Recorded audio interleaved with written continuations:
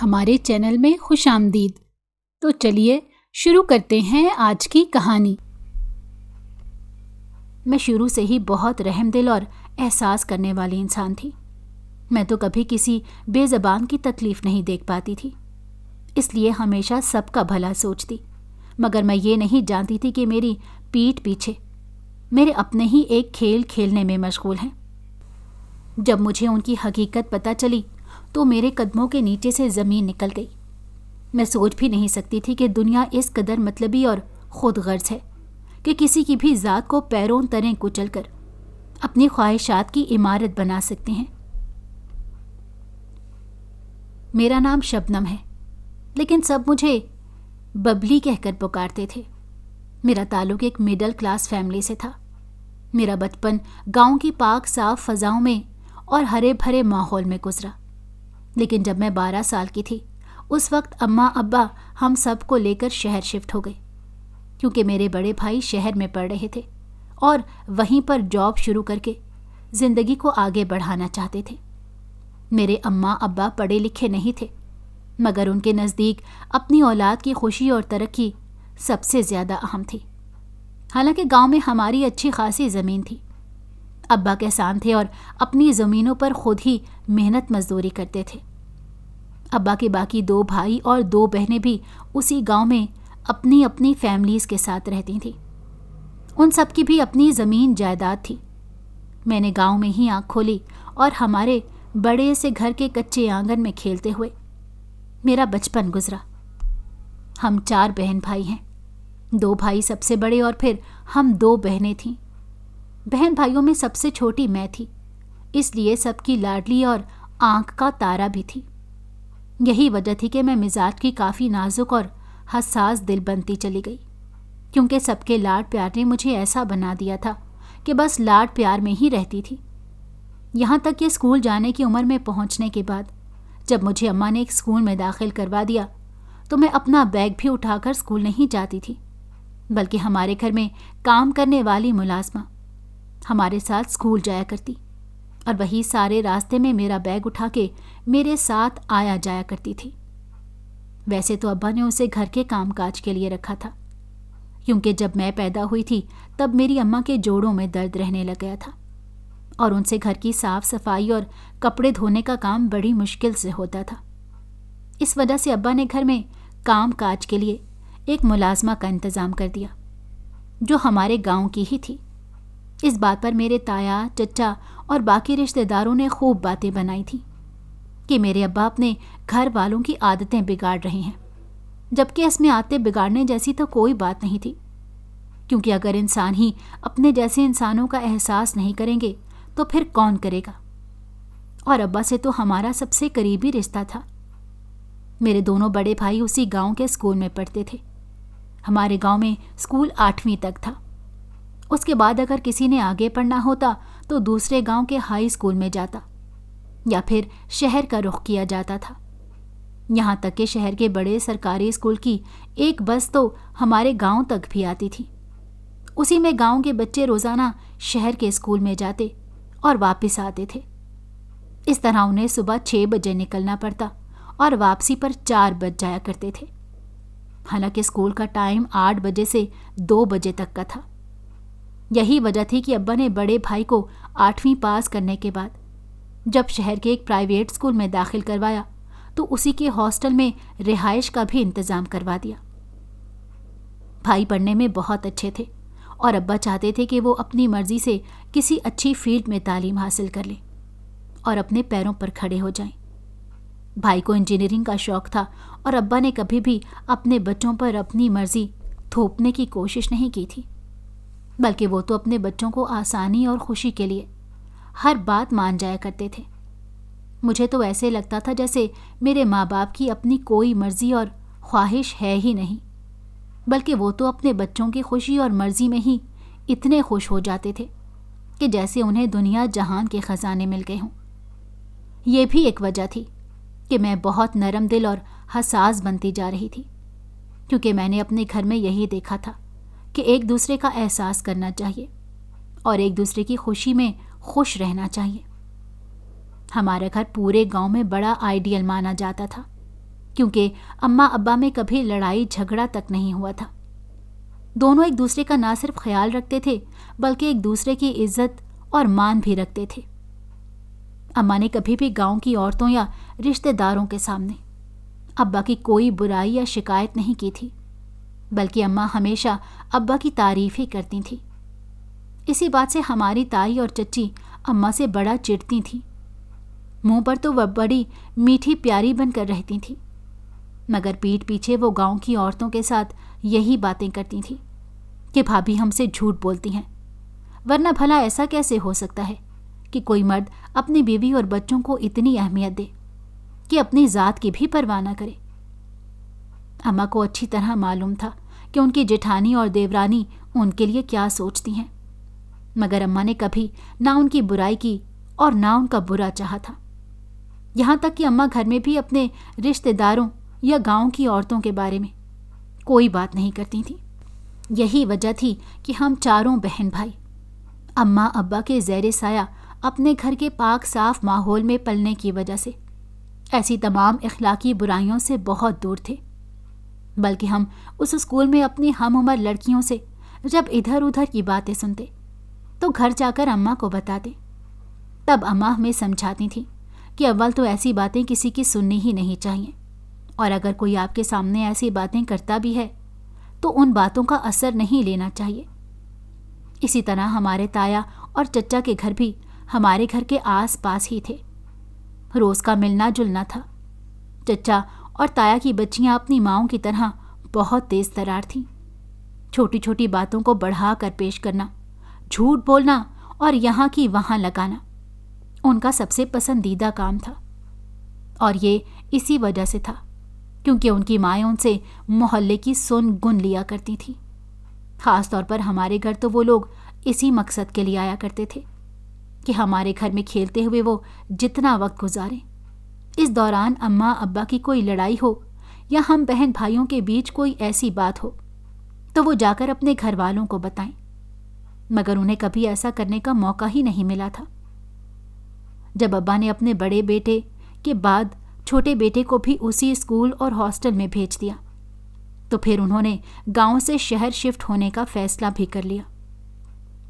اس فیصلے پر بھی تایا اور چچا سمیت ان کی فیملیوں نے بڑا اختلاف کیا۔ ان کا کہنا تھا کہ جو لوگ اپنی جڑیں کاٹ کر کہیں اور بسنے کی کوشش کرتے ہیں وہ کبھی پھلتے پھولتے نہیں ہیں۔ یہاں تک کہ تایا نے تو یہ بھی کہہ دیا تھا کہ اپنی زمینیں بیچ کر کسی اور زمین پر جا کر بسنے کی کوشش کرو گے تو راس نہیں آئے گا، مگر ابا ایسی باتوں پر یقین نہیں کرتے تھے۔ ابا کی یہ سوچ تھی اور وہ ہمیں بھی یہی کہتے تھے کہ روزی رزق اللہ کے ہاتھ میں ہے، اور جو انسان نیک مقصد اور سچی نیت کے ساتھ کوئی کام کرنے کی سوچتا ہے تو اس میں اللہ بھی اس کی مدد کرتا ہے۔ یہ تو حقیقت تھی۔ ہم نے ہمیشہ اماں ابا کے تمام فیصلوں میں انہیں سرخ رو ہوتے ہوئے دیکھا تھا، کیونکہ وہ اپنے رب پر پورا یقین رکھتے تھے۔ میرے بڑے بھائی جب کالج میں پہنچ گئے اور چھوٹا میٹرک میں تھا، اور اس وقت ہم دونوں بہنیں بھی 6 اور 7ویں کلاس میں تھیں، تو ابا نے شہر جانے کا فیصلہ کر لیا، جس پر ہم دونوں بہنیں بڑی خوش تھیں کیونکہ ہمیں بھی شہر جا کر پڑھنے کا بڑا شوق تھا۔ ابا نے سب سے پہلے اپنے شہر کے واقف کاروں سے بات چیت کی اور وہاں پر مارکیٹ میں دکان لینے کا سوچا۔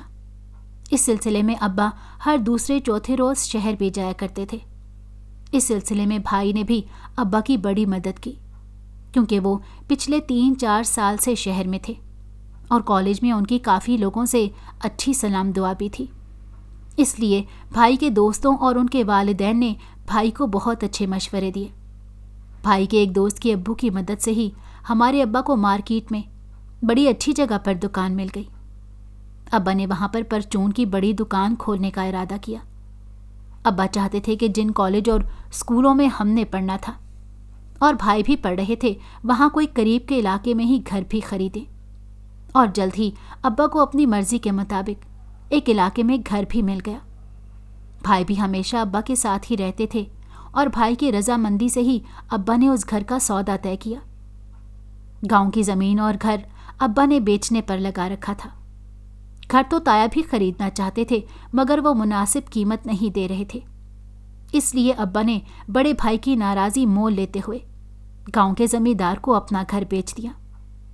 یوں تو ہمارا گھر کچا تھا مگر کافی بڑا تھا، اس لیے اس کے اچھے پیسے مل گئے، کیونکہ ہمارے گھر کی بیک سائڈ زمیندار کے گھر سے ملی ہوئی تھی۔ زمین بھی ابا نے آدھی بیچی تھی، اور آدھی زمین جس پر زیادہ کام ہوتا تھا وہ یہ سوچ کر نہیں بیچی کہ ہر فصل سے فائدہ اٹھایا جائے گا اور آمدنی کا کوئی نہ کوئی سائیڈ ذریعہ بھی باقی رہے گا۔ جس طرح ہمارے گھر پر تایا کی نظر تھی، اسی طرح زمین پر چچا کی بھی نظر تھی۔ چچا چاہتے تھے کہ جو زمین ابا نے بیچی نہیں ہے وہ ان کے حوالے کر دیں۔ انہوں نے یہ کہا تھا کہ وہ ہر موسم کی فصل کا اناج اور پیسہ ابا کو بھیجتے رہیں گے، مگر اپنوں کو ہی اپنوں کا سب سے زیادہ پتہ ہوتا ہے۔ ابا نے نہ بڑے بھائی کو گھر دیا اور نہ چھوٹے کے حوالے زمین کی۔ چھوٹے نے اس پر ڈرامہ کرتے ہوئے ناراضگی کا اظہار تو نہیں کیا، مگر ابا جانتے تھے کہ وہ دل ہی دل میں خفا ہیں۔ ابا نے اپنے بچپن کے دوست کو اسی زمین کی ذمہ داری دی تھی، اور اس ساری تگو دو میں 4 سے 5 مہینے لگے تھے۔ ابا ہم دونوں بہنوں اور اماں کو لے کر شہر میں منتقل ہو گئے، تو ہمارے دونوں بھائی بھی گھر میں ہی رہنے لگے اور گھر سے اپنے کالج اور اسکول جاتے تھے۔ ابا نے ان دونوں کو موٹر سائیکل خرید کر دے دی۔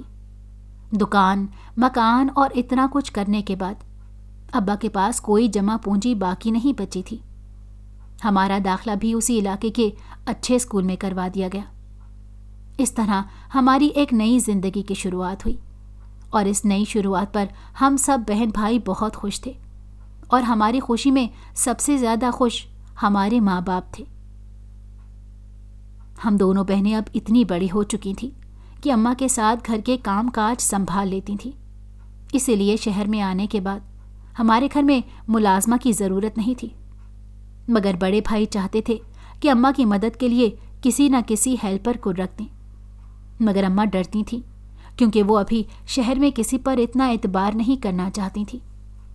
مگر ہمارے علاقے میں ہی 2-3 گلی چھوڑ کر کچھ ایسی آبادی تھی جو اس طرح دوسروں کے گھروں میں کام کاج کر کے اپنی روزی روٹی کا انتظام کرتے تھے۔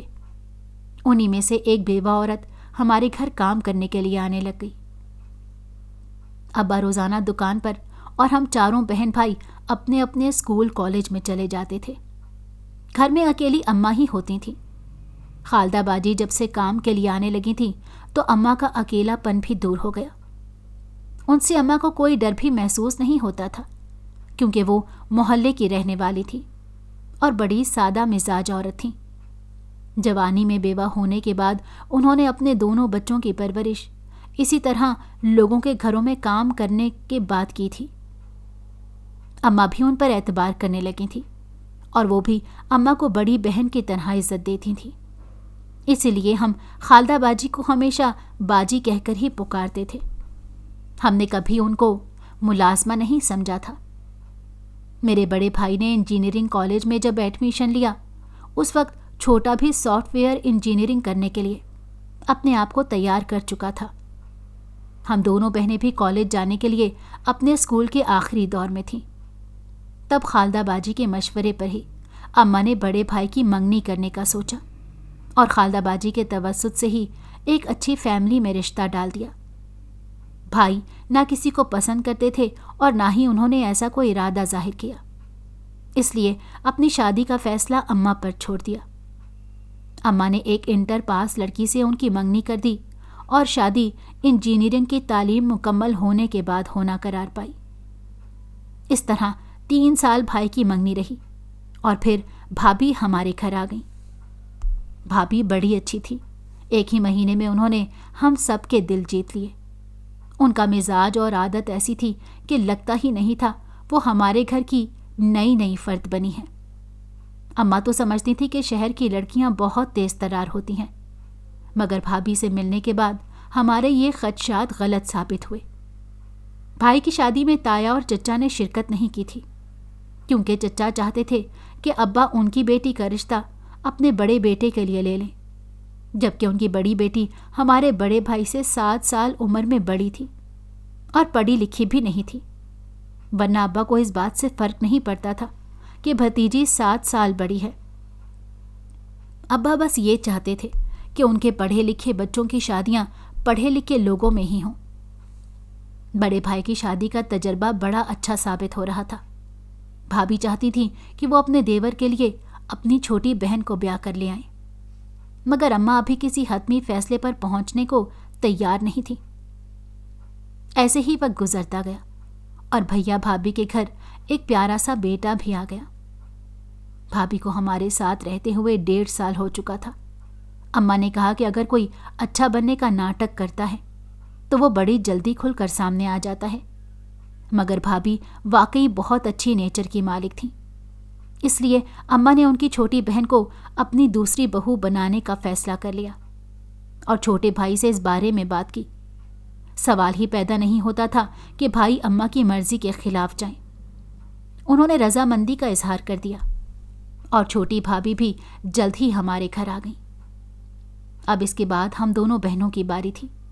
मेरी बहन इंटर करके घर बैठ गई थी और घर में ही मुख्तलिफ चीज़ें सीखने में लगी रहती थी, क्योंकि काम काज करने के लिए कभी हमारी दोनों बहनों को किसी ने कहा ही नहीं था।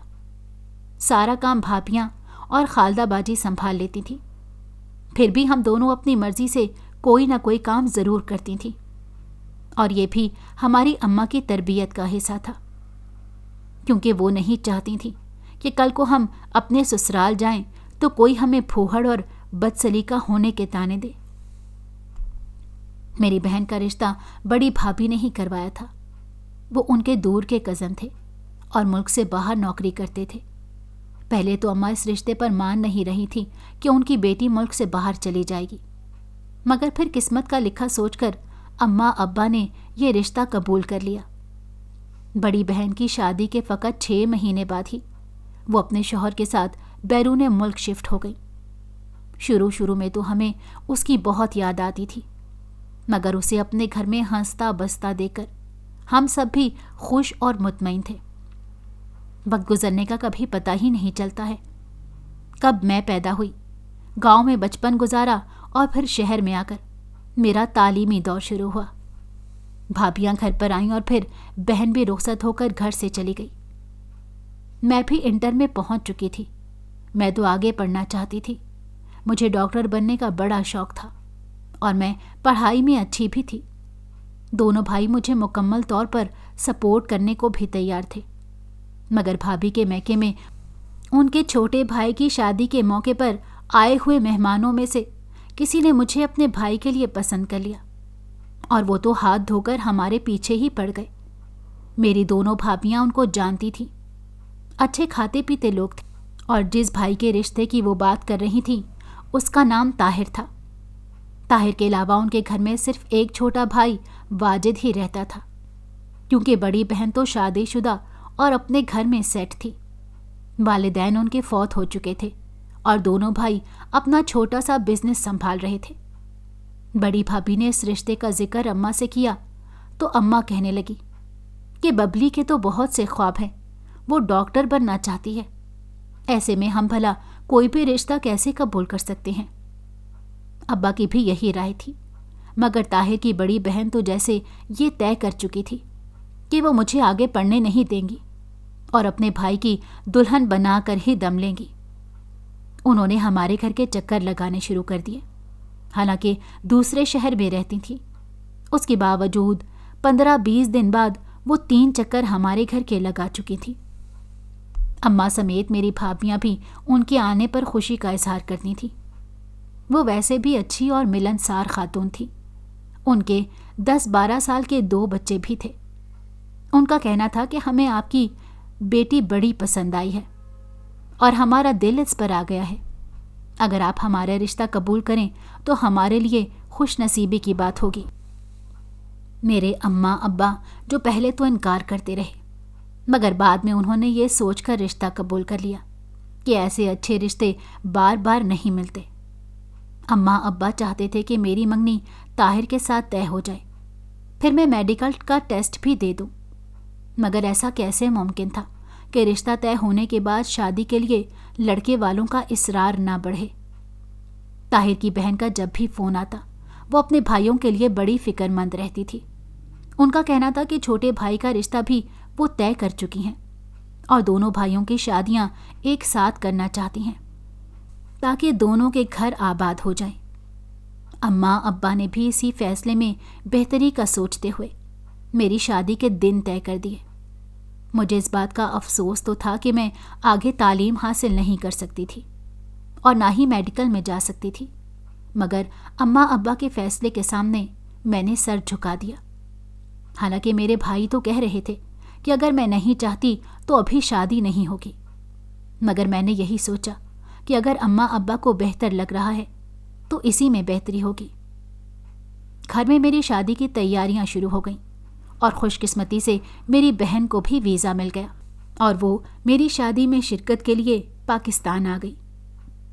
दोनों भाभियों और मेरी बहन मिलजुल कर मेरी शादी की बहुत ज़बरदस्त तैयारियां कर रही थीं।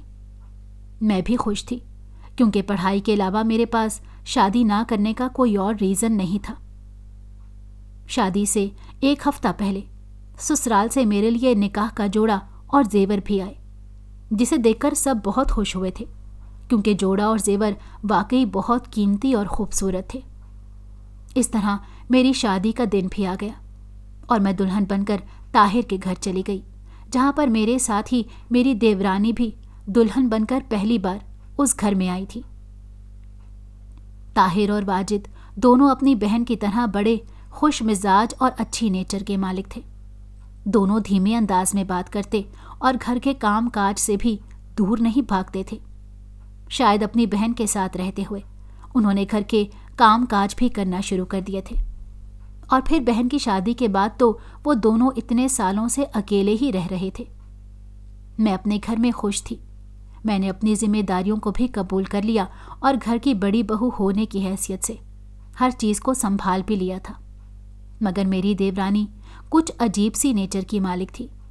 वो किसी से भी ज़्यादा घुलती मिलती नहीं थी, मुझसे भी खिंची खिंची सी रहती थी।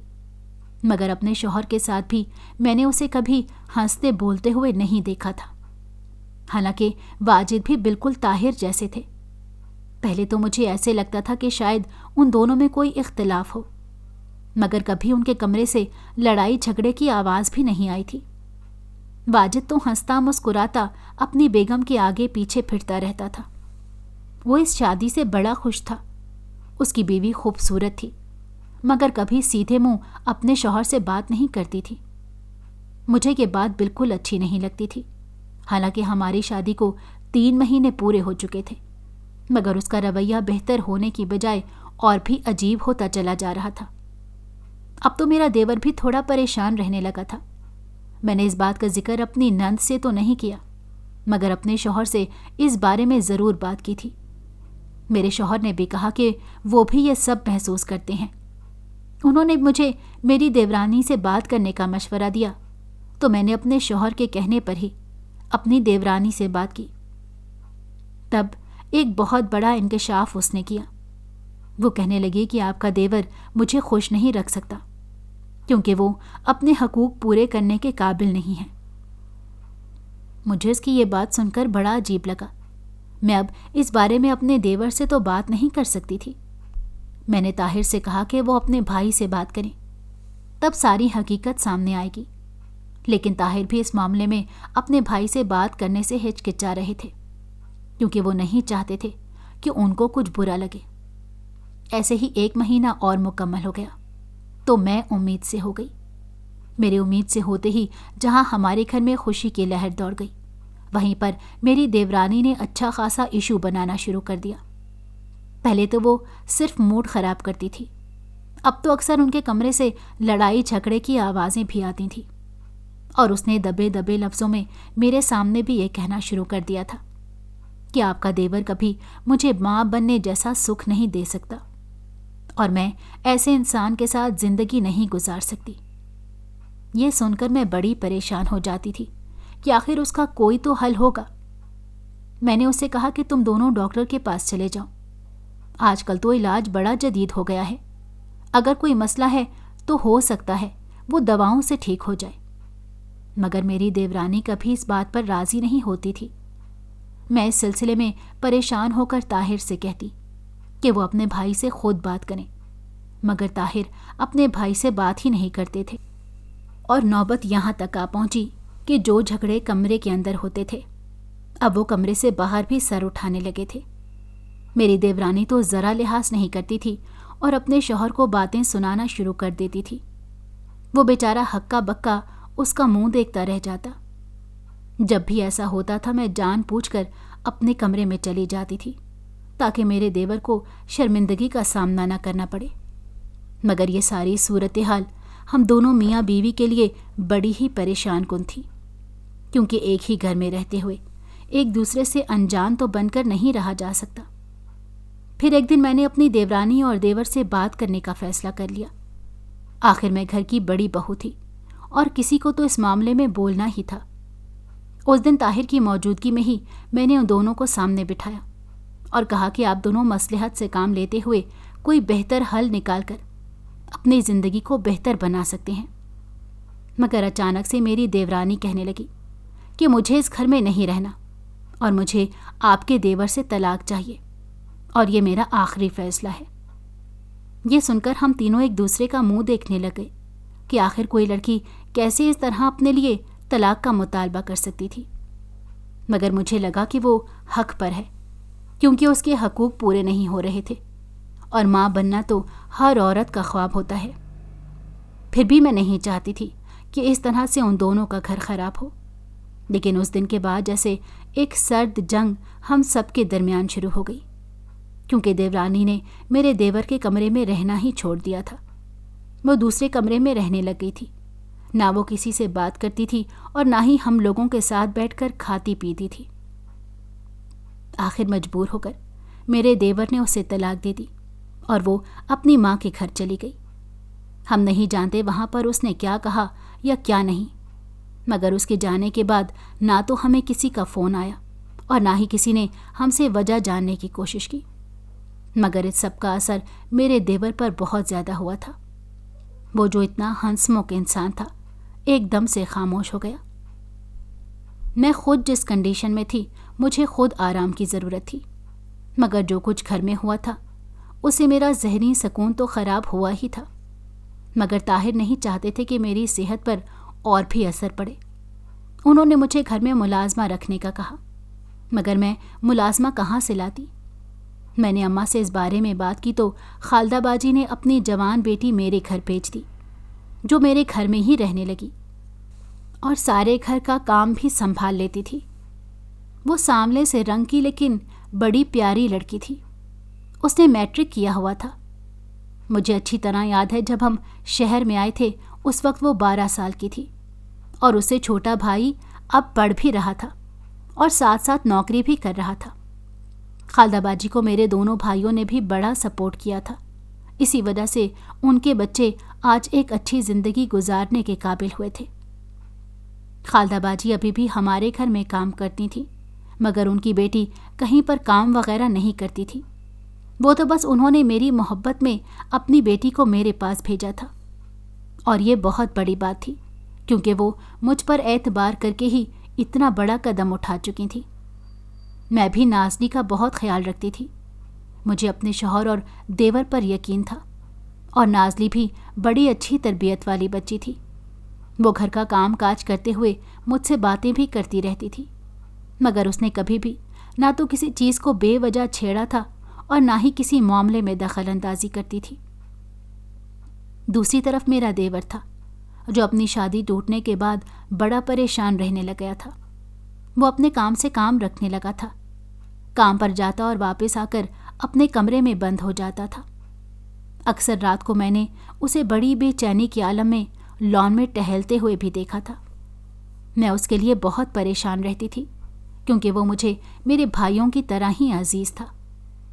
میں چاہتی تھی کہ وہ پہلے کی طرح ہنسنے بولنے لگ جائیں، اس لیے میں نے سوچا کہ اس کی دوسری شادی کروا دیتی ہوں، مگر پہلی شادی کی وجہ بھی میرے سامنے تھی۔ میں نے طاہر سے مشورہ کیا تو وہ کہنے لگے کہ واجد نے کون سا اپنا چیک اپ کروایا ہے جو کوئی بات ثبوت کے ساتھ سامنے آئے، اور اگر ایسا کچھ ہے بھی تو یہ سب تو قدرت کی طرف سے ہے، اور قدرت کے معاملوں میں انسان کہاں کچھ کر سکتا ہے۔ میں طاہر کا اشارہ سمجھ گئی تھی، وہ بھی اپنے بھائی کی دوسری شادی کروانا چاہتے تھے۔ میں نے بہت سوچنا شروع کیا کہ کہاں پر رشتہ ڈالوں اور کس سے بات کروں، مگر مجھے نازلی کا خیال آیا۔ میں نے سوچا کہ واجد بہت اچھا انسان ہے، اگر نازلی اس کی زندگی میں آ جائے گی تو نازلی کی بھی زندگی بن جائے گی اور واجد کو بھی ایک اچھی بیوی مل جائے گی۔ میں نے اماں کے گھر جا کر خالدہ باجی سے بات کی اور انہیں ساری بات سچ سچ بتا دی کہ اس وجہ سے وہ دونوں کی طلاق ہوئی ہے اور میری دیورانی صرف 5-5.5 مہینے یہاں رہ کر ہمیشہ کے لیے ہماری زندگی سے جا چکی ہے۔ خالدہ باجی نے میرے دیور کا رشتہ بڑی خوشی سے قبول کیا اور کہا کہ اگر میری نازلی کی قسمت میں اولاد ہوئی تو دیکھیے گا کہ اولاد کا سکھ اسے ضرور ملے گا۔ تب مجھے خالدہ باجی پر بڑا پیار آیا۔ وہ اتنی سادہ دل اور اچھی عورت تھی اور انہوں نے بہت بڑی بات کہی تھی۔ اس کے بعد تو کچھ کہنا ہی بیکار تھا۔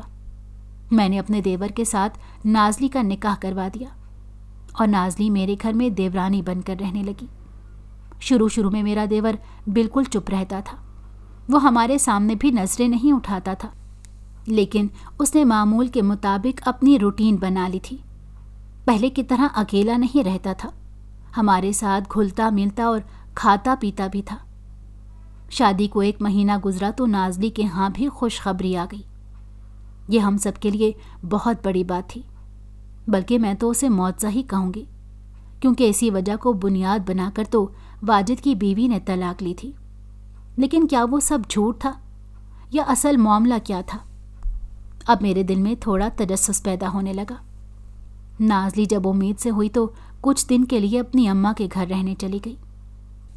ایک رات میں اپنے کمرے میں لیٹی ہوئی تھی، میری آنکھ کھلی تو دیکھا طاہر بیڈ پر نہیں تھے۔ میں پریشان ہو گئی کہ رات کے اس پہر وہ کہاں چلے گئے۔ اٹھ کر کمرے سے باہر نکلی تو واجد کے کمرے سے باتوں کی آواز آ رہی تھی۔ میں نے دروازہ کھولا تو دونوں بھائی بیٹھے باتیں کر رہے تھے۔ مجھے بڑی حیرانی ہوئی کہ یہ کون سا ٹائم ہے باتیں کرنے کا۔ تب طاہر نے مجھے بھی بیٹھنے کا اشارہ کیا۔ انہوں نے کہا کہ نیند نہیں آ رہی تھی۔ میں کمرے سے باہر نکلا تو واجد جاگ رہا تھا۔ میں نے بھی موقع کا فائدہ اٹھاتے ہوئے واجد سے پوچھا کہ تمہاری بیوی نے جو وجہ بتا کر تم سے طلاق لی تھی، آخر اس کا راز کیا تھا؟ مجھے سچ سچ بتا دو، کیونکہ نازلی تو 1 مہینے میں ہی خوشخبری دے چکی ہے۔ تب واجد کہنے لگا کہ بھابھی وہ عورت بڑی چالاک اور شاطر تھی۔ دراصل اس کا کسی اور کے ساتھ چکر چل رہا تھا اور میں نے اسے کسی سے کال پر بات کرتے ہوئے سنا بھی تھا، اس کے میسیجز بھی دیکھے تھے۔ جب اس سے میں نے بات کی تو الٹا اس نے مجھ پر یہ الزام لگا دیا اور کہا کہ میں سب کے سامنے تمہیں بدنام کر دوں گی۔ میں تو پریشان ہو گیا کہ یہ کیسی عورت ہے جسے اپنی عزت کا بھی خیال نہیں اور میری عزت بھی مٹی میں ملانے پر تلی ہے۔ اس لیے میں خاموش رہا، کیونکہ ایسی عورت کے ساتھ گھر بسا کر مجھے بھی کیا ملنا تھا۔ مگر اس نے میری اسی خاموشی کا فائدہ اٹھایا اور مجھے غلط ثابت کر کے خود میری زندگی سے اس طرح نکل گئی۔ واجد کی بات سن کر میں بڑی حیران ہوئی۔ مجھے یقین نہیں آ رہا تھا کہ ایسی عورتیں بھی ہوتی ہیں جن میں شرم و حیا نام کی کوئی چیز نہیں ہوتی۔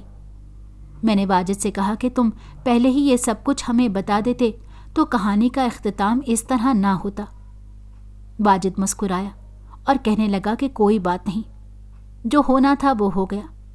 میں نازلی کے ساتھ بہت خوش ہوں اور آپ نے میرے لیے ایک بہترین ہم سفر کا انتخاب کیا ہے۔